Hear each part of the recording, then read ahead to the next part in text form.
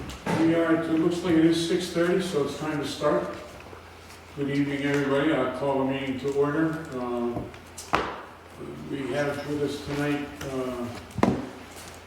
myself, Manny's here, Joe's coming up here. The entire Board committee is is here. actually here. Awesome. And we have two guests from the Heights. We have Andisha and Myrna are with us. Channel 79 is sending this out, and appreciate everybody being here. We have for a vote the minutes of the meeting of September 23rd. Oh, Todd got Do lost. we have a meeting of September 23rd? 26th. I mean, September 26th, yes. Hearing no objections, the minutes will be accepted as submitted.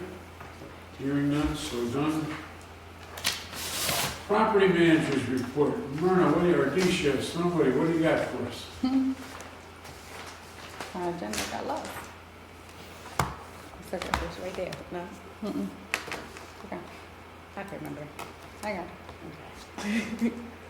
And Sorry, it's been a quite busy morning, day, all day. 1 second, guys. Sorry. Oh, wait a minute. Coming up over there. I know. Christmas party entering service work orders and updated on that. You got my copy, Renee? Um, You got my copy? no, I'm just looking at your agenda, and that's what it says on your agenda. Okay, so, sorry guys, I'm like, it's not there? Yeah, you listed Okay. those three items. Yes, I don't know why it's not. Certain one. Oh, it's okay. I bring my own and I write down my things, but I guess I got lost. Okay, so for property manager report, we have, where did it go? What is the minutes to? Okay, so we just have a few items that we had added to the property manager report, which will be, we are going to be having new plants added to the Royal.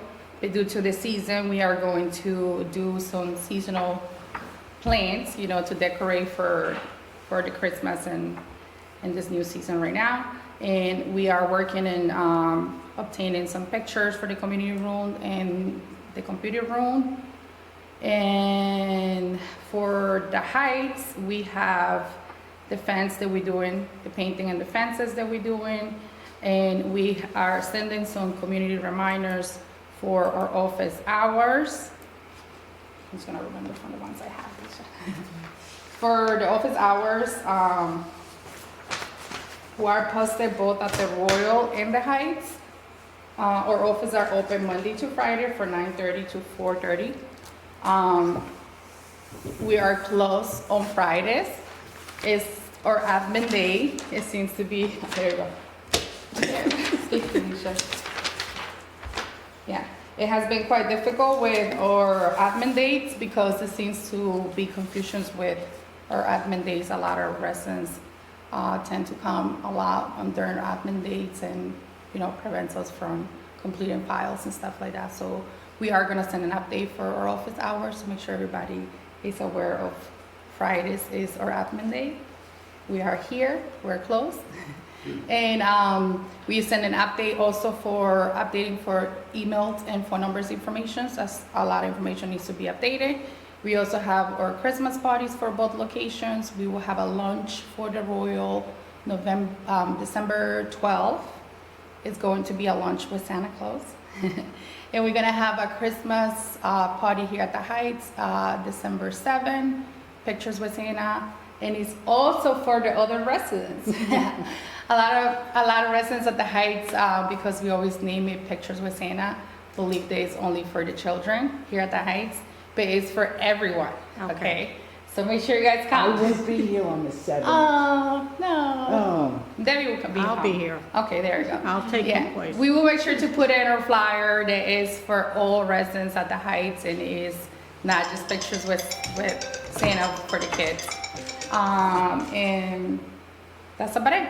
That's that's what we have going on. I want to make one comment about, by the way, Joe Warren, I'm the chairman, for anybody who doesn't know me, about office hours. Both the Heights and the Royal are not, neither of those locations are assisted living facilities. These are independent living facilities. Ergo, there's no responsibility on the part of management or on the part of the housing authority to make sure that somebody there to answer every question you have immediately when you have the question. We're not an assisted living facility. The office hours are there so that we can deal with the major issues that both of the Heights and the Royal present. The staff is there to deal with the things that have to be dealt with on a daily basis, ordering supplies, making sure maintenance is available. But there's nothing in the lease or in the agreement between the housing authority and the residents that says you will get 24/7 service. You won't. Emergencies call If you want 24/7 service, go to an assisted living facility. This is independent living. Your responsibility, you're responsible for your own things. If you've got things you need to take care of, it's up to you to get them taken care of. Yeah, that's another update. I'm sorry, I missed one of them. Another update that we will be sending, it will be our entering service requests, because there seems to be a big confusion when it comes to the process, even though we have the steps of emergency requests and regular requests. So we're just gonna send one major update on updating contact information and one major update on updating how to enter and how to follow up when it comes to service requests. And what is the tenant's responsibility and what is our responsibility to make sure we have a constant communication. We have absolutely no objection to people asking. If you have a question, ask. But you have to understand sometimes the answer is no. It's not, we just can't do that for you. You have to do it yourself. Yeah. And if it is an emergency, we'll deal with it as quickly as we possibly can. But if it's a non-emergency, it's not that we forget them or that we're not interested in getting them done.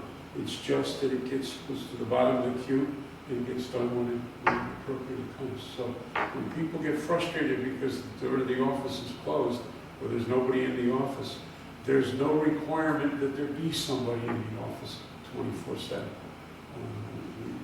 We have people available to deal with your problems as quickly as we possibly can. Yeah. And I would suggest make a clear list of what an emergency is. Mm-hmm. Yeah, we'll get Because Joe, we'll get another notice. We'll get another notice out fairly soon that'll define what we A think true of as emergency is. emergency and what we think of as a yes, And it's- true emergency. And the I mean, non, obviously, if it's cold outside, freezing outside, and your heat is not working, yes, that's that emergency. can be considered an emergency. hot water, no heat, no AC. But well, hot water, it's not dire emergency. Heat is the emergency part. I mean, I deal with this every day, this time of year, and if there's a leak from upstairs, if it's major flood, continuing, we can go through that, but, there is got to be a clear list so people understand what a true emergency is. Correct. I would hope to imagine he probably has that kind of a list and maybe have We do. go take a look at it as well. We have the list and we have the steps of how to enter non-emergency requests and an emergency request. Where it seems to be the confusion is that if they call for a light bulb today and the next day nobody has come in, it's like the world is falling right. apart because the light bulb wasn't replaced. So that's why we want to put the right steps where it could be 48 to 72 hours when a non-emergency request will be addressed. As long as you have email it or call it to the office, you reassure you because it goes into our system that your request has been entered. Now, if it has been more than 72 hours and nobody has come in or respond to you, then it should be the tenant responsibility to follow up like, hey, you got my request? So to get an update, so it's really hard for us to contact 106 units here and 55 units on the other property. So working together for us to address those service requests is very important, the tenant and the office to communicate. So that's what the goal is, to address those issues and the steps to follow how to enter a service request. But we have the steps. And let's be very clear. If, when we talk emergencies, we're talking about emergencies that have to do with the building, with your apartment, with your unit. If we're talking medical emergency or we're talking other type of emergency, call 911 or Do not police. call the office, do not call us, call 911. We'll sort out, who's responsible for what as we go along. But if you have a medical emergency, pardon? Also, being residents, if someone smells smoke, hears a fire alarm, sees a fire, make sure they understand, call 911 first, Absolutely. and then call the service line. Then call Myrna after. Yeah, believe it or not, they called us first. Yeah, they call us Yeah, right. first. No, We'll leave it on that. Again, Yeah. in an honest to goodness, life-threatening emergency, call 911 as quickly as possible. They're right across the street. It won't take long to get there. It still takes long. I know, I was just gonna say that. All right? If you call in a medical emergency, we gotta get post 53 to come. Yep. But at the Royal, we have 310 right in the parking lot. Oh, there. And we get very, very quick response. Here takes quite some time. I witnessed that. Oh, well. All right, so moving along. That takes care of that. And do we have anything under old business? Is there anything hanging fire that we're, anybody got anything? I'm not sure, Joe, I'm not sure if this is old business, but we didn't meet last month and something happened that should be reported upon. If the commissioners look at their financial package, they'll see that, if you remember, we invested in some CDs, and to do that, we took the balance in our Pacific Premier Bank down to, I think, $60,000, so we could buy CDs, which we have done. But in September, we received a developer fee, which Todd McClutchy had told us we would be receiving, of $411,000. And then during the month of October, we received an equity distribution, a mid-year equity distribution relative to Allen O'Neill for $22,000. So if you look at the balance sheet, look at the income statement, you'll see that we once again have $500,000 in the Pacific Premier Bank, as well as the funds we have in the Darien Bank and Trust, as well as the $375,000 which we have invested in CDs. So that's all very good news, and I want to let people know what if you're looking at the financial statements, commissioners, it's not a mistake. It's real money. And with that, I would recommend that we once again take a look at putting some money into CDs, and just for the sake of argument, if we put $400,000 into a CD like we are currently in, that will generate an additional $16,000 a year of income with relatively no risk. Actually, we have no risk. So not for today necessarily, but I'm sure Joe reaching out to you and reaching out to the folks at Imagineers about establishing a couple of more bank relationships so that we can put a couple $100,000 each in a couple of banks, and then we'll still have an adequate liquidity as far as short-term cash goes. And as we've done with the other CDs, we have different maturity rates, so we can either take the cash if we need it, or we can flip it back into another CD, as long as the interest rates remain in a very favorable rate structure they are currently. Okay, before our next meeting, Peter and I will talk and come up with a plan, a strategy, and I'll keep you all abreast, and then we'll execute it at our next meeting. Just for the public, because this is being recorded, we're a nonprofit. We're not in the business of making money. When we start talking about things like having $400,000 came in through one source and another couple $100,000 from another source, and we have $400,000 in CDs, all that money is designed so that the housing authority can deal with any emergencies that come up with any of the buildings. If we found out that we had to do a roof replacement, or we had something that, for instance, here at the Heights, we had to figure out what to do to stop the damage to the columns at the front of the buildings because the weed whackers were tearing them apart. We needed money to take care of doing that, and the money is available. What we don't want to do is find ourselves in a position where an emergency comes up, and the only way we have to deal with it over the long term is to increase rents. Our objective is to take whatever other funding we have available to us, use it wisely, and have it available to offset any rent increases that we can possibly avoid. This is supposed to be low and moderate income housing. It is. We want to keep it that way.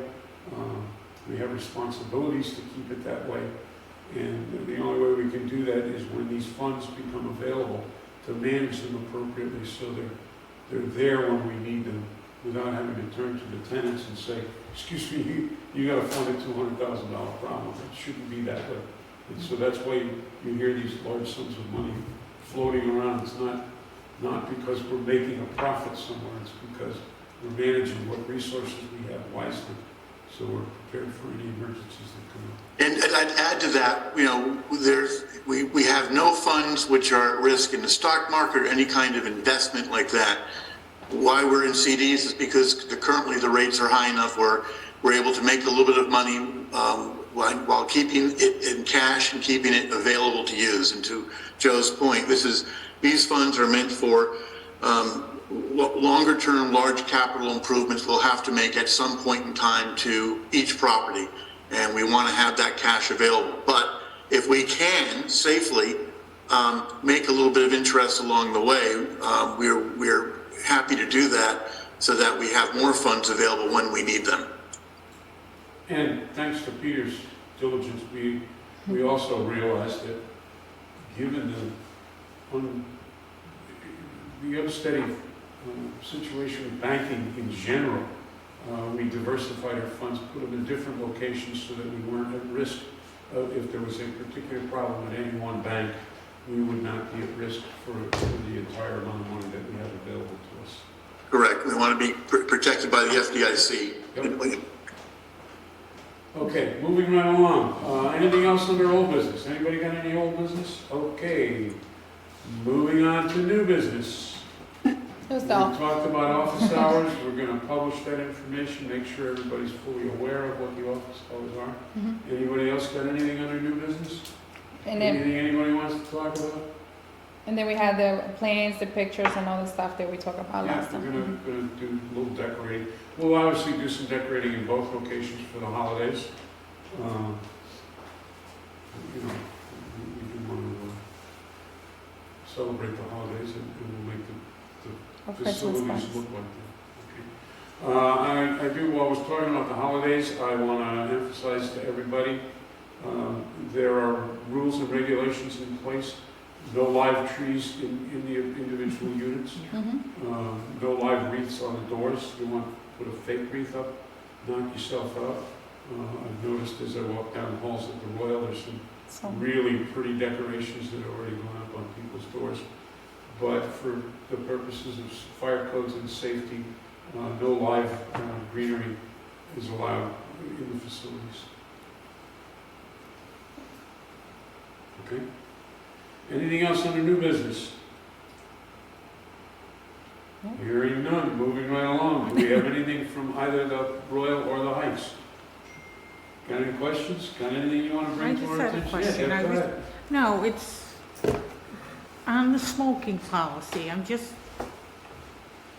On the what? kind of, on the cigarette smoking policy. Smoking, I these are just- non-smoking facilities. You cannot smoke in the facility at all, period. You On the can't- property at even if all. it's All in your right, no, own apartment, just you because, can't. all right. All right, on the property, We there's do have a smoking session Yeah, I was here. gonna say, I think there was designated one area over There's here. also We try our best to reinforce the rules. There is police violations and there's All right, smoking I don't agenda. smoke, so I'm all right, but- So, it's like what, if you see something, say something. Mhm. It's always a good Yeah. thing to follow, as, they can, if people witness or something or smell something, report it immediately to the office so we can follow up. If we are unaware where unit is, maybe we can do a building inspection. Okay. And that's how and then we take, All right.